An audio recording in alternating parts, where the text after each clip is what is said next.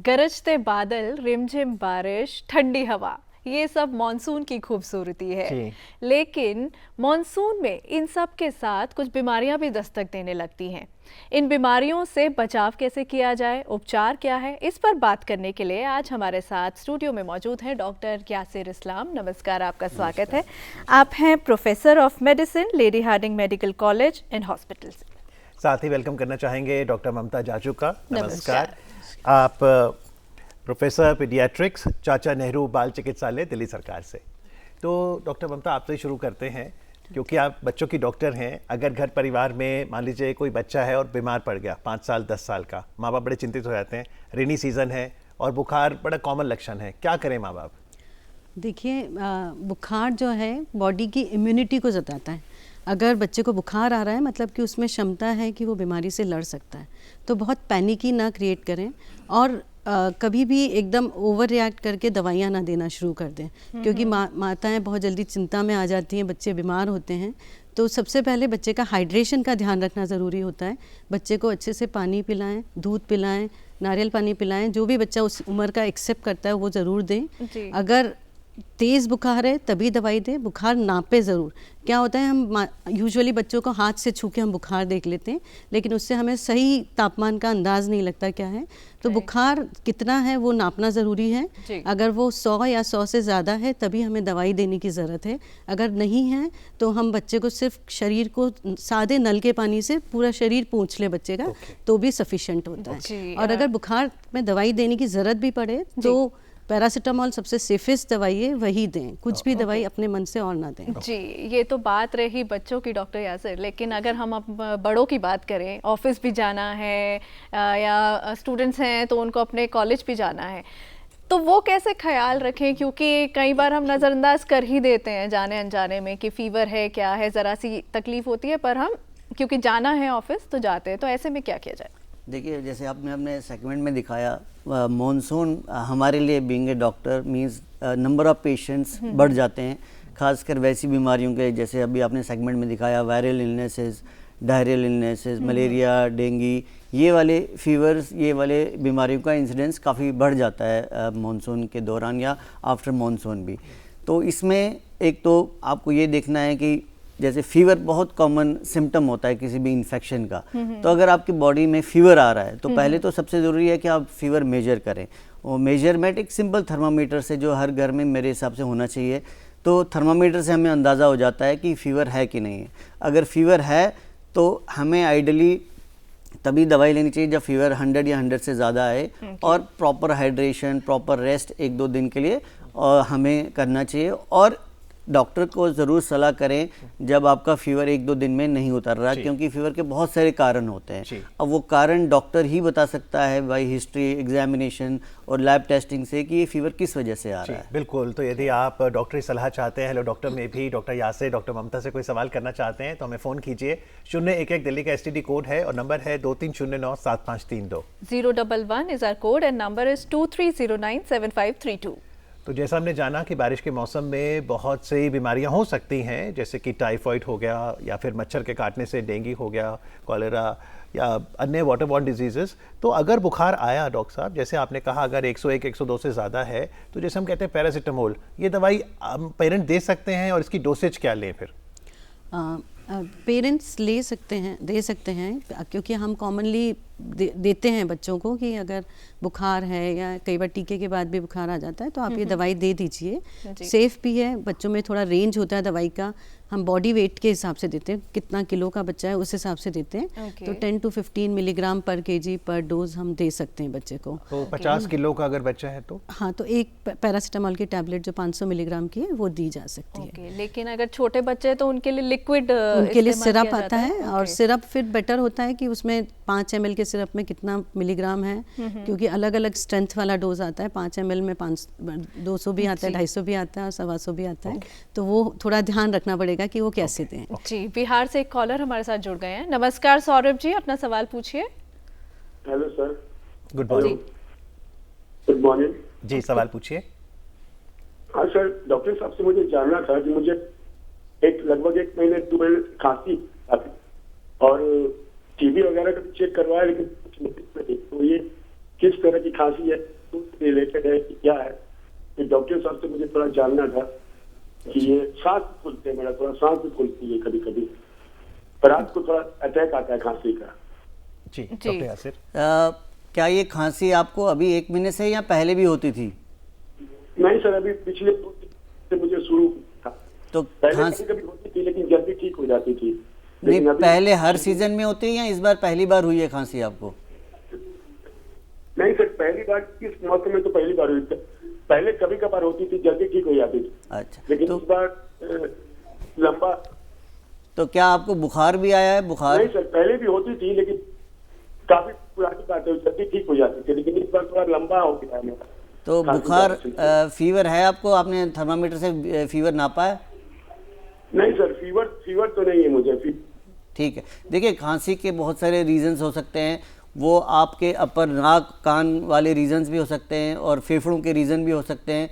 तो बेस्ट है कि आप एक जांच करा लीजिए जिसमें एक्सरे और एक आप किसी डॉक्टर को दिखा दीजिए। एक्सरे एक बहुत इंपॉर्टेंट जांच होती है खांसी की। अगर आपका एक्सरे नॉर्मल है और डॉक्टर ये कह रहे हैं कि जांचें सब नॉर्मल हैं, तो एलर्जी खांसी या अपर एयरवे कफ सिंड्रोम जिसको हम बोलते हैं, जैसे साइनोसाइटिस और पोस्ट नेजल ड्रिप, इनमें भी खांसी हो सकती है। तो बेसिकली डॉक्टर को दिखा के वो इवैल्यूएट करके तो हमें खांसी का पता चल तो सकता है। क्या ये किसी एलर्जी की वजह से भी होता जी, है?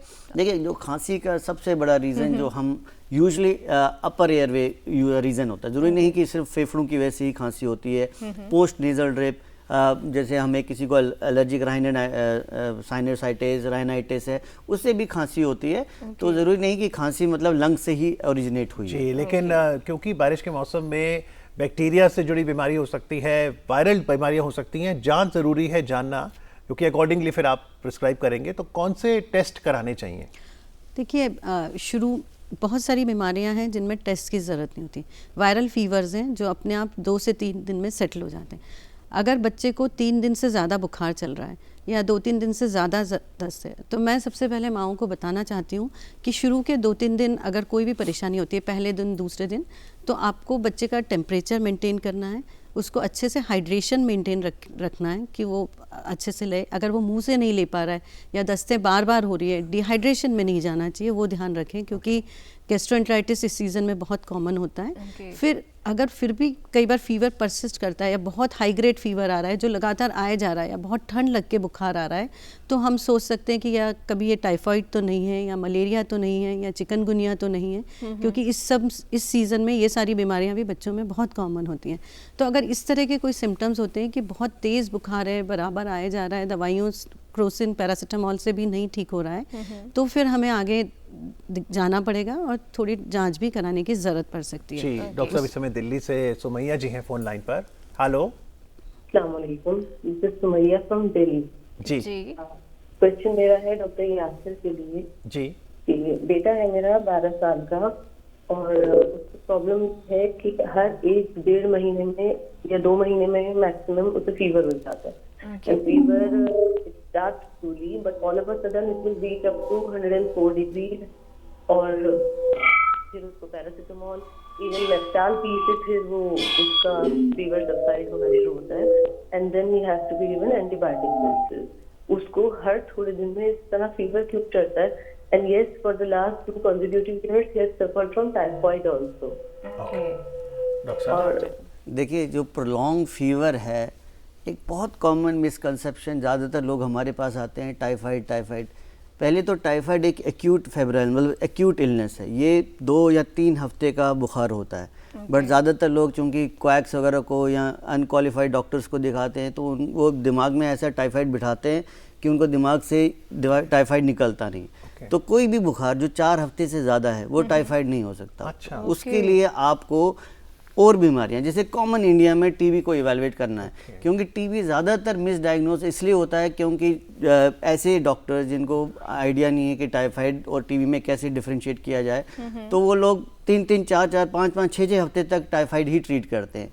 तो बेस्ट ये है कि आप टीबी को इवैल्यूएट करें। टीबी सिर्फ नहीं लंग्स का नहीं होता, टीबी पेट का भी होता है, टीबी ब्रेन का भी होता है। तो टीबी एक बहुत कॉमन एंटिटी है। जब भी आपका बुखार एक नॉर्मल एंटीबायोटिक से और नॉर्मल जो आपकी दवाइयों से बुखार नहीं उतर रहा है, तो इंडिया में नंबर 1 कॉज हम टीबी को इवैल्यूएट करना बहुत ज़रूरी है। जी बिल्कुल, आज हम चर्चा कर रहे हैं कि बारिश के मौसम में कैसे अपनी सेहत ठीक रखें, और क्योंकि जो कॉलर है उन्होंने एंटीबायोटिक्स का जिक्र किया, और डॉक्टर ममता आजकल घर परिवार में कई बार हम एक लापरवाही करते हैं खुद से जो है ना एंटीबायोटिक्स कब देनी है, डॉक्टर कब सलाह देते हैं? हाँ, ये एक बहुत कॉमन प्रॉब्लम हमारे यहाँ है कि हम बहुत ज़्यादा एंटीबायोटिक्स यूज़ करते हैं, और स्पेशली हमारे यहाँ ओवर द काउंटर्स अवेलेबल है। आप जाएंगे फार्मेसी की दुकान पे, बच्चे को सर्दी खांसी है, वो आपको एक एंटीबायोटिक पकड़ा देगा, जो कि एंटीबायोटिक्स क्या करती हैं, बैक्टीरिया को मारती हैं अगर वो बैक्टीरिया के लिए सेंसिटिव हैं तो।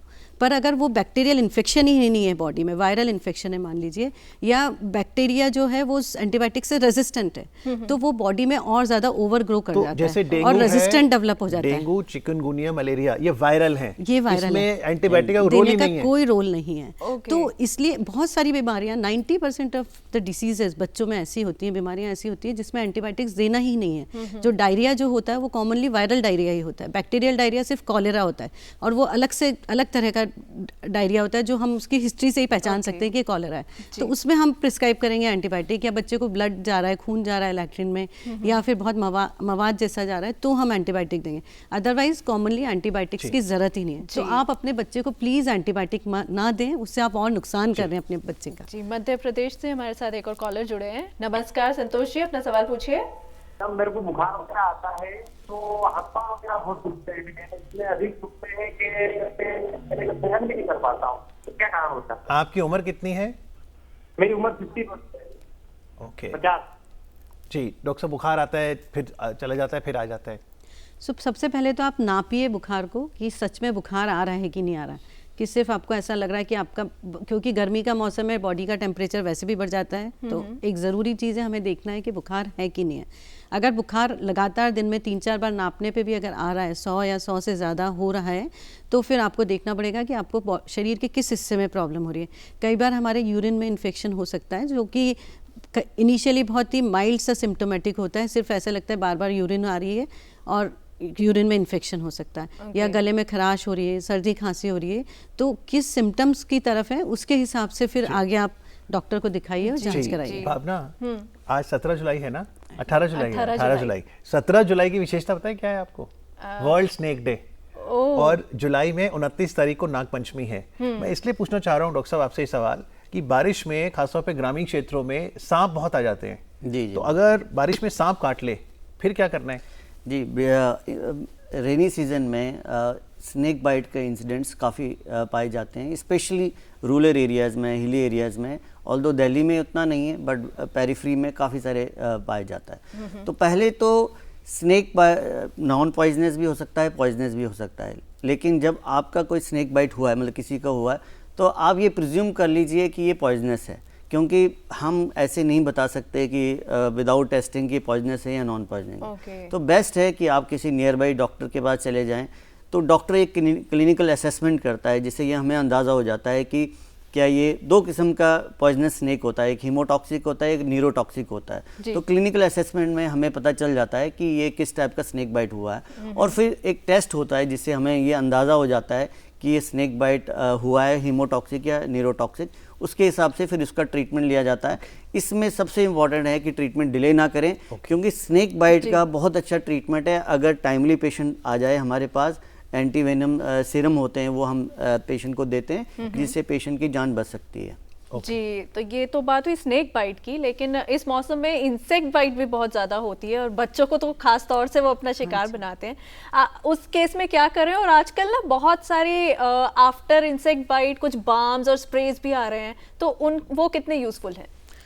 इंसेक्ट बाइट में सबसे ज़्यादा हमारे यहाँ मच्छर बहुत हैं, मॉस्किटोज़ बहुत हैं, और ये मॉस्किटोज़ बहुत डेंजरस हैं, क्योंकि इनसे बहुत खतरनाक बीमारी, जैसे कि अभी आपने बताया था, डेंगू है, मलेरिया है, चिकनगुनिया, ये सब मच्छरों के काटने से होता है। तो सबसे पहले तो प्रिवेंशन की बात बहुत ज़रूरी है यहाँ पे, कि बहुत ज़रूरी है कि आप इनसे बचाएं बच्चों को। बचाने के लिए ये है कि ये जो मच्छर हैं वो पानी में ग्रो करते हैं, सभी को पता है, लेकिन फिर भी कहीं ना कहीं पानी इकट्ठा होता है मानसून में, तो आप कहीं भी पानी ना भरने दें आसपास, और बच्चे जहाँ खेलने जाते हैं स्पेशली वहाँ ध्यान रखें कि वहाँ कहीं पानी भरा नहीं हो, मच्छर नहीं पनप रहे हों। बच्चे खेलने जाते हैं तो पूरे कपड़े पहना के भेजें, उनके हाथ पैर कवर करके भेजें। हो सके तो जो मच्छर की दवाइयाँ आती हैं वो एक्सटर्नल एस्पेक्ट पे जो हाथ पैरों पे लगा के भेजें कि बच्चों को मच्छर ना काटें। फिर बच्चों को सूती कपड़े पहनाएं और ढीले थोड़े कपड़े पहनाएं कि जिससे जो मॉइस्चर होता है, ह्यूमिडिटी होती है, उसमें भी स्किन इन्फेक्शंस बहुत कॉमन होते हैं, वो सब से बचे बच्चे। और दूसरा आपने बोला है जो बाम और ये सब आ रहे हैं, बहुत सारी चीज़ें अवेलेबल हैं, लेकिन अगर आप कोई भी चीज़ यूज़ कर रहे हैं तो उसको प्लीज़ पढ़ के यूज़ करिए कि उसके अंदर क्या कंटेंट है। स्किन इरिटेंट तो नहीं है, ऑयल कैसा है जो बच्चों की स्किन पे और ज़्यादा रैशेस तो नहीं करेगा, तो वो थोड़ा अवॉइड करें। जी, राजस्थान चलते हैं जहाँ से डॉक्टर यासिर, सुमिता जी हैं फोन लाइन पर। हेलो। लंबे टाइम से 3 ईयर की डिप्रेशन की दवाई चल रही है, उस वजह से मुझे हमेशा टेम्परेचर गर्म ही रहता है। जी, लंबे समय से डिप्रेशन की दवाई चल रही है तो उस वजह से ज़्यादा बीमार रहती हैं। देखिए, जो मानसिक बीमारियां जिसे आपने पहले सेगमेंट में भी डिस्कस किया, इसकी दवाइयां लंबी देर के लिए चलती हैं। अक्सर क्या होता है कि लोग बेटर फील करने के बाद दवाइयां छोड़ देते हैं। बिना डॉक्टर की सलाह के दवाइयां छोड़ना, चाहे वो मेडिकल रिलेटेड या साइकेट्रिक रिलेटेड इलनेसेस, ये एडवाइजेबल नहीं। तो ये बीमारी जो ये डिस्कस कर रही हैं, क्या वो साइकेट्रिक इलनेस है या शारीरिक बीमारी है, बुखार है, वो इन्होंने क्लियर नहीं किया। लेकिन जो भी लंबी देर की बीमारियां हैं, अगर डॉक्टर ने आपको लंबी देर के लिए कोई दवाई दी है तो वो दवाई बिना डॉक्टर की सलाह के बंद ना करें। जी बिल्कुल, तो कोई भी दवा ना तो डॉक्टर की सलाह के बिना शुरू करें ना बंद करें। लेकिन 2 प्रिवेंटिव मेजर जो आज चर्चा से निकले हैं, एक कि हम लोग मच्छरदानी खरीद सकते हैं, और बड़ा इंटरेस्टिंग है भावना कि भले से आप मच्छरदानी कहते हैं, ये मच्छर के साथ साथ आपको सांप से भी बचाता है। अच्छा, सीरियसली? बिल्कुल, भाई मच्छरदानी रखी तो सांप भी कैसे आएगा। हाँ? और दूसरा कि आसपास पानी एकत्रित ना होने दें। पर डॉक्टर साहब, जैसे हमने पानी पीना है और पानी अगर दूषित है तो कई बार हम सुनते हैं कि उसमें क्लोरीन की टैबलेट मिला दो, ये कैसे समझें? देखिए, क्योंकि water borne illnesses specially monsoon में काफ़ी ज़्यादा बढ़ जाती है और हर एक घरों में वाटर फिल्टर्स, ये आरओ नहीं होते, तो एक वेरी सिंपल और बेसिक उपचार जो वाटर को क्लीननेस के लिए, बीमारियों से रोकने के लिए, वो है एक तो 2 किस्म के। एक तो बॉइल्ड वाटर पिएं, उसको पहले बॉईल करके ठंडा करें, वो पी सकते हैं। या फिर क्लोरीन, जो क्लोरीनेटेड वाटर होता है, जो क्लोरीन की टैबलेट्स जो free of the cost PHC health centres में गवर्नमेंट भी प्रोवाइड करती है, वो आप कंटेमिनेटेड वाटर में डाल सकते हैं, जिससे आपका काफ़ी हद तक वाटर बॉर्न डिजीज से प्रिवेंशन हो सकती है। ओके। इस मौसम में एक और समस्या होती है कि बैठे बैठे ही अचानक से गले में खिचखिच, खराश वो महसूस होने लग जाती है। जैसे अभी थोड़ी देर पहले अमित को भी महसूस हुई, मुझे भी थोड़ी देर पहले महसूस हो रही थी। तो इसकी क्या वजह रहती है और इसके लिए हम क्या उपचार कर सकते हैं? देखिए, ये ज़्यादातर जो गले की प्रॉब्लम है, ये अपर एयरवे कफ सिंड्रोम या अपर एयरवे एलर्जीज होते हैं, जो नाक, साइनस और गले की एलर्जीज होती है। तो कॉमनली ये एलर्जीज आपको तभी ठीक हो पाएंगी जब आप जो एलर्जेंस हैं उनसे प्रिवेंशन लें, जो धूल मिट्टी। खैर, एक चीज़ तो है, बरसात में एक पॉजिटिव चीज़ है, तो पोल्यूशन रिलेटेड और जो एलर्जी रिलेटेड प्रॉब्लम्स बरसात में कम हो जाती हैं, विंटर्स में बढ़ जाती हैं। तो इसमें वो वाली पोल्यूशन से रिलेटेड प्रॉब्लम्स कम हो जाती हैं। लेकिन जो एक हम घर में नुस्खा करते हैं डॉक्टर ममता कि गरारे कर लो, गरारे रिकमेंडेड है अगर गले में, क्योंकि बुखार भी जब आता है ना, पहले आपको गले से पता लग जाता है कि आने वाला है बुखार। तो होता क्या है, जैसे कि एलर्जेंस हैं या कुछ भी इन्फेक्शन है, वो सबसे पहले आपके सॉफ्ट म्यूकस, जहाँ ह्यूमिड मतलब मॉइस्चर है, वहाँ होता है। तो थ्रोट में आपके सबसे पहले कोई भी एलर्जिक वायरस, बैक्टीरिया करता है। तो हल्का सा वार्म वाटर अगर हम ले लेते हैं, गर्म पानी पी लेते हैं या गर्म पानी में नमक डाल के गार्गल्स कर लेते हैं, सो आप वो वहीं पे किल कर देते हो उस वायरस को या बैक्टीरिया को, तो अंदर बॉडी में जाके इन्फेक्शन। अब मैं सबसे बड़ा सवाल, अगर परिवार में एक व्यक्ति को वायरल हो गया डॉक्टर यासिर, तो बाकियों को भी हो जाएगा? क्योंकि कहते हैं सबको हो गया अब तो। देखिए, जो वायरल इलनेसेस जो कॉमनली आते हैं, वो ज़्यादातर अगर आपकी इम्यूनिटी है तो आप वो बचे हुए हैं। लेकिन हर वायरस जो है अपने आप को चेंज करता रहता है, तो ज़रूरी नहीं कि अगर आपकी इम्यूनिटी है तो आप बच सकते हैं। तो बेटर है कि जो भी वायरल इलनेस है उसमें आप, जैसे कोविड के दौरान हम प्रिकॉशन जो बताते थे वो हमेशा रहें, मतलब थोड़ा दूर, छींकते वक्त हाथ कवर करें और थोड़ा दूरी अपनाए रखें। और ख़ासकर आपके घर में अगर कोई एल्डरली पेशेंट्स हैं, जो ऑलरेडी बीमार लोग हैं या बच्चे हैं, उनसे थोड़ा दूरी बनाए रखें। वो एक यूनिवर्सल प्रिकॉशंस हमेशा लेनी चाहिए। कोविड के दौरान काफ़ी उस पर चर्चा हुई, लेकिन वो वायरल इलनेस के बचाने का एक बहुत अच्छा तरीका। बिल्कुल, और बाहर ना खाएं। डॉक्टर साहब, चलते बच्चों को आप क्या सलाह देंगे? बारिश का आनंद तो लें, लेकिन सेहत ठीक रखें। हाँ, सो बच्चों सबसे पहली बात बोलना चाहती हूँ कि अपने हाथ धोने की आदत डालिए। हम सब सारी बीमारियों से बच सकते हैं अगर हम साबुन से बार बार हाथ धोएं। स्पेशली अगर हम शौच से आते हैं तो अच्छे से हाथ धोएं, खाना खाने बैठते हैं उसके पहले हाथ धोएं, कहीं भी बाहर खेल के आएँ तो हाथ धोएं। तो अगर आप हाथ धोने की आदत डालते हैं तो अपने आप आधी से ज़्यादा बीमारियों से आप बच सकते हैं। दूसरा, बाहर का खाना ना खाएँ, जितना हो सके बाहर का खुला खाना अवॉइड करें। मिर्च मसाले का खाना, स्पेशली पानी वाली चीज़ें जैसे गोलगप्पे लोग बहुत शौक से खाते हैं, पर वो सब अवॉइड करें क्योंकि इस सीज़न में ये बहुत खतरनाक साबित हो सकते हैं। अपनी सेहत का ध्यान रख के अच्छा खाना खाइए, स्वस्थ खाना खाइए और मम्मी पापा से ज़िद ना करें। हमारे बच्चे मम्मियाँ ये बोलती है बहुत ज़िद करता है, मानता ही नहीं है। सो ज़िद ना करें कि हमें बाहर का खाना है, क्योंकि आपको बड़े होकर देश को संभालना है। ज़रूर आशा करते हैं कि हम सभी अपनी सेहत का ख्याल रखेंगे और मिलकर परिवार मानसून सीजन का आनंद लेगा। कार्यक्रम आके चर्चा करने के लिए डॉक्टर यासिर इस्लाम आपका, डॉक्टर ममता जाजू आपका बहुत बहुत आभार। Thank you so much.